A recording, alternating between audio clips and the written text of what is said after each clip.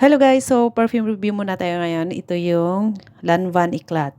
So yung main accords nito is fresh floral green. Yung notes are green lilac, tea leaf, unip, peach blossom, musk wisteria, peaty green, and Chinese osmanthus. Ang top notes is cedar and amber.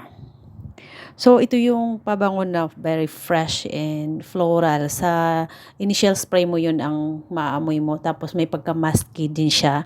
Tapos woody. So, may little bit ng muskiness at tapos yung woody na maaamoy mo sa kanya. Ito yung pabango na hindi ko siguro pagsasawaan guys. At magre-repurchase ako kung sakaling maubos na yung pabango ko. Itong pabango na to. So, nagtatagal siya ng mga 8 hours. Tapos, pag nasa damit, maabot hanggang kinaumagahan nandyan pa eh. Nasa 24 hours nandyan pa eh pag na-spray mo siya sa damit.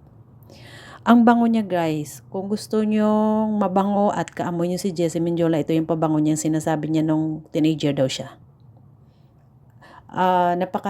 Simple lang yung amoy, pero alam mo, pag naamoy mo sa iba, alam mo yung Lanvin Eclat siya. Mayroon siyang distinct na amoy na parang malalaman mo kaagad na yun.